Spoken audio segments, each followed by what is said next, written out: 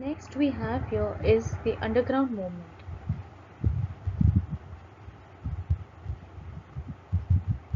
At the end of 1942, the public movement got a new turn. The leadership of this movement went into the hands of young socialists and activists. Jai Prakash Narayan, Dr. Ram Manohar Lohia, Chotu Bhai Puranik, Ashutrao Patwardhan, Aruna Asaf Ali, Yusuf Meher Ali, Sucheta Kriplani, S.M. Joshi, Shirubhau Limai, N.G. Gore, Yashwantrao Chavan, Vasant Dada Patil, Manganlal Bagdi, Usha Mehta. Such leaders were in the forefront. The activists disrupted the transport and communication as well as the government machinery by causing the breakdown of railway routes, cutting of telephone lines, blowing up bridges, etc. The impact of the movement was seen all over India. Hemu Kalani in Sindh province tried to destroy the railway along with his companions when he received the news of passing of a railway carrying British troops and supplies. The court punished him to be hanged to death. Bhai Kotwal's Azad Dasta in Karjat Taluka of modern-day Raigad district, General Awari's Lal Sena in Nagpur. Such groups were made the government helpless and witless for months. In Mumbai, Vitthal Zaveri, Usha Mehta and her companions established a secret transmission center named Azad Radio. Patriotic songs were sung on it, news of agitations in the country were broadcasted on it, patriotic speeches were telecasted. This gave encouragement to the agitators. Such transmission centers operated at Kolkata, Delhi, and Pune for some period of time. So, telling you more about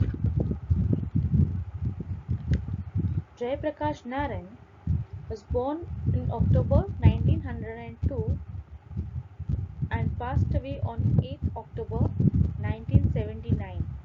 He is very popularly referred to as JP or Lok Nayak. He was an Indian independence activist, theorist, socialist, and political leader.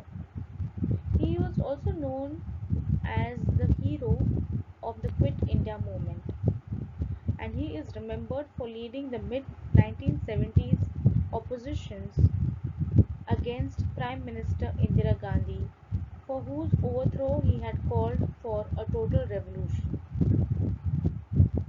He has won many awarded like the Bharat Ratna, the India's highest civilian award in recognition of its social work. Other awards include the Magsaysay Award for Public Service, etc. Also to tell you about Yeshwantrao Chavan. Yeshwantrao Chavan was an Indian politician and he served as the last chief minister of Bombay state and as the first of the Maharashtra after latter was created by the division of Bombay state.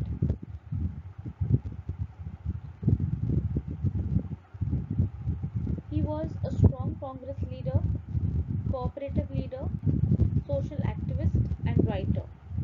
He was popularly known as the leader of common people. He advocated social democracy in his speeches and articles and was instrumental in establishing cooperatives in Maharashtra for the betterment of the farmers. We also have the Open University founded under his name, that is the Yeshwantrao Open University. Talking about Aruna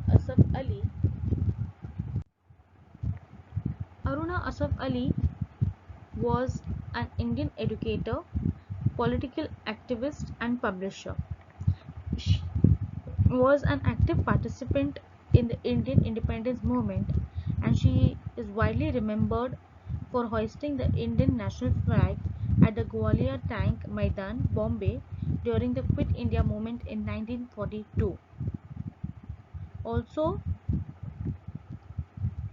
Achutrao Patwardhan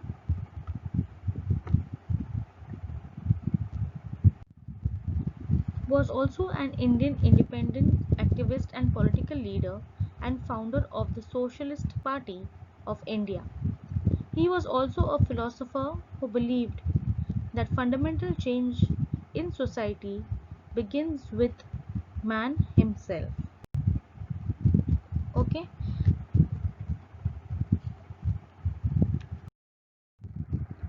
now moving on, we have the establishment of a parallel government. At some places in the country, British officers were driven out and the people's government was established. These are called parallel government. So what is parallel government? Is where in some places the British officers were taken down and the people's government was established. Parallel government were formed in districts of Midnapur in Bengal, Balia and Azamgarh in Uttar Pradesh and Purnia in Bihar. In Satara district of Maharashtra in 1942, Kranti Singh Nana Patil brought an end to the British government and established parallel government.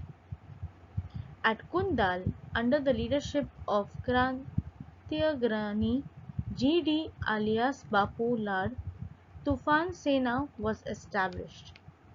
Through this medium, collection of taxes, maintenance of law and order, punishment to criminals, such work was done by the parallel government. Now moving on, we have the establishment of a parallel government. At some places in the country, British officers were driven out and the people's government was established. These are called parallel government. So what is parallel government? Is where in some places the British officers were taken down and the people's government was established. Parallel government were formed in districts of Midnapur in Bengal, Balia and Azamgarh in Uttar Pradesh and Purnia in Bihar. In Satara district of Maharashtra in 1942, Kranti Singh Nana Patil brought an end to the British government and established parallel government. At Kundal, under the leadership of Krantiagrani G.D. alias Bapu Lad, Tufan Sena was established. Through this medium, collection of taxes, maintenance of law and order, punishment to criminals, such work was done by the parallel government.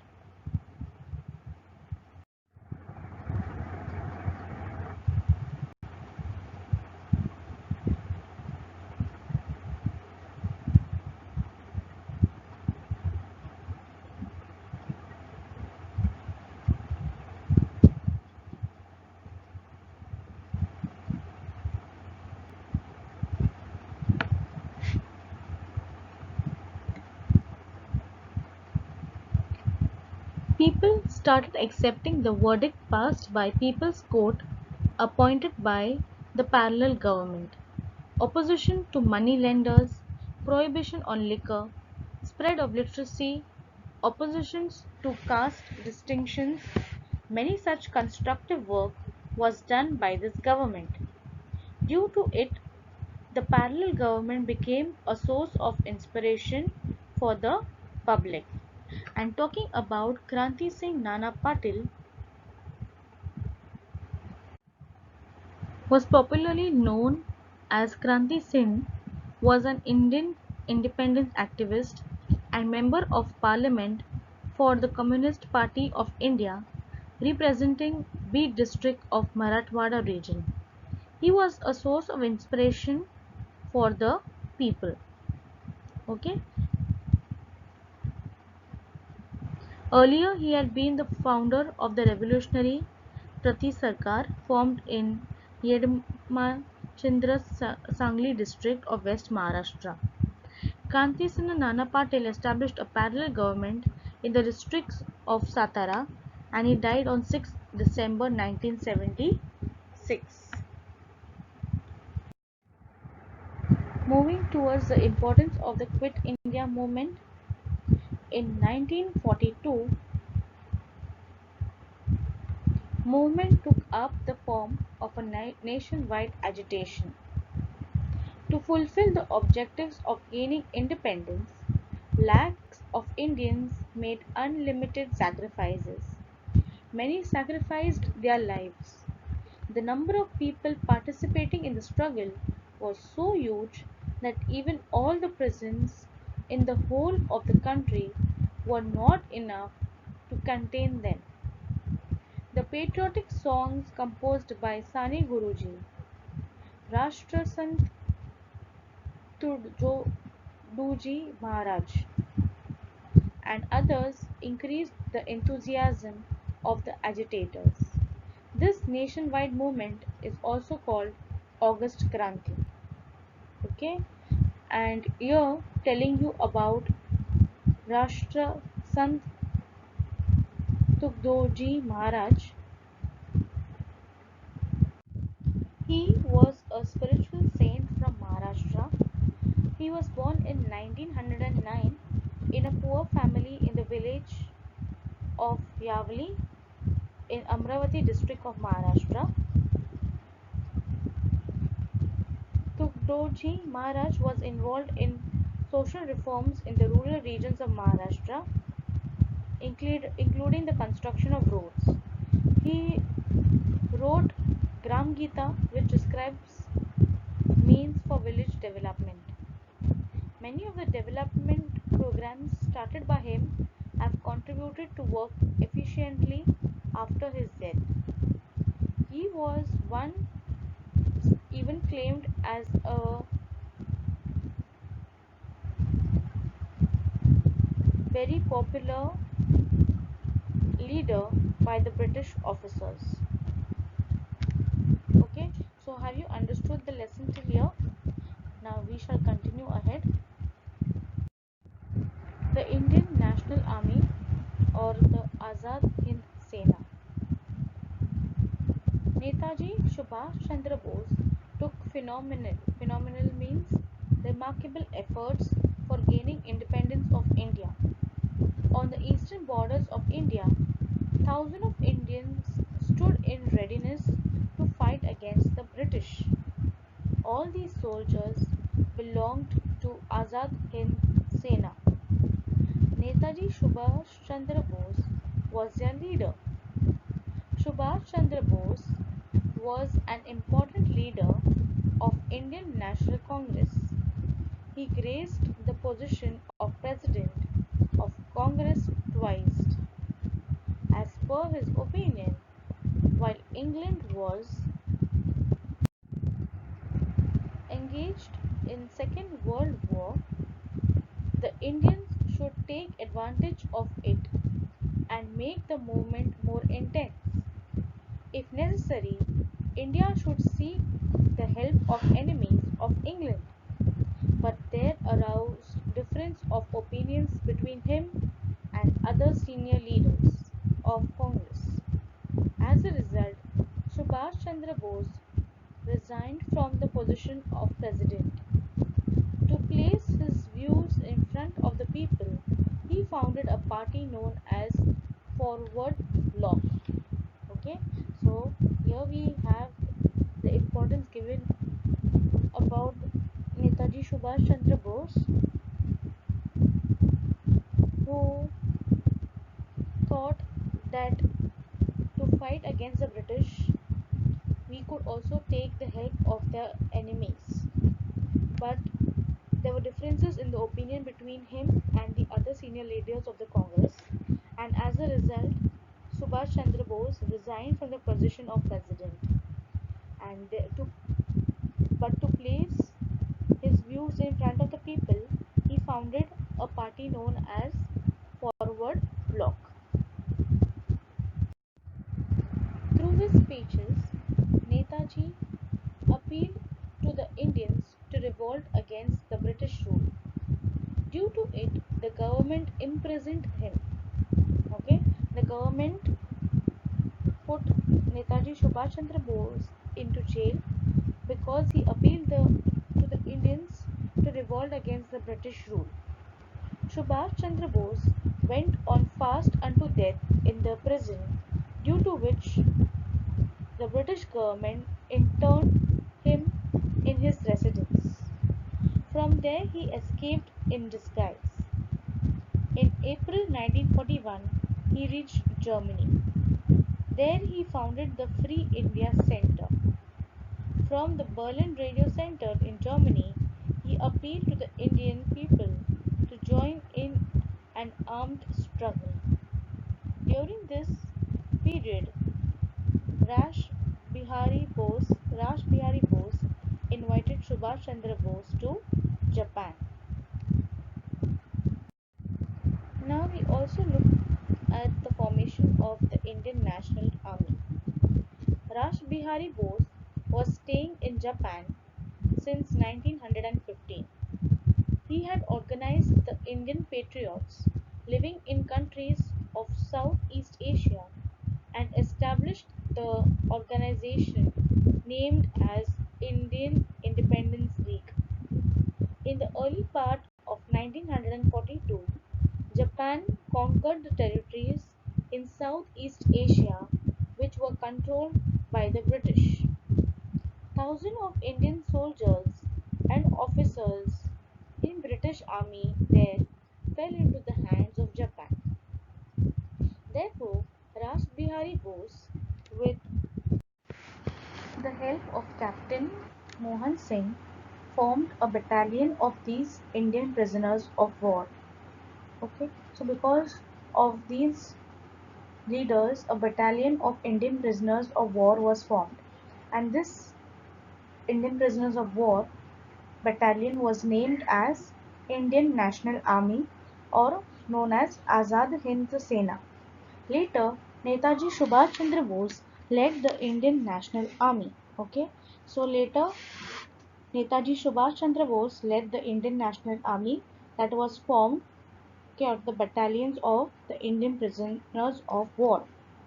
In October 1943, Netaji established Azad Hind government in Singapore. Shah Nawaz Khan, Jagannath Bhosle, Doctor Lakshmi Swaminathan, Guru Baksh Singh Dhillon, Prem Kumar Singhal, etc. were his chief associates. Okay, so along with Netaji Subhash Chandra Bose, there were many other chief associates who joined him in the army. Captain Lakshmi Swaminathan was the commander of Rani of Jhansi regiment. Netaji appealed to the Indian people, you give me blood and I will give you independence. Okay, so this was the appeal that Netaji made to the Indian people, saying, you give me blood and I will give you independence. Next we move on is to the achievements of the Indian National Army. Okay, so now the Indian National Army was formed, and there were many chief associates, and Netaji appealed to the Indians to give blood and he will give independence. So in November 1943, Japan conquered Andaman and Nicobar Islands and handed them over to Azad Hind government.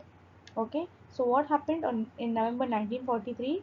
Japan conquered Andaman and Nicobar Island, and they handed over to the Azad Hind government, or the Indian Army government.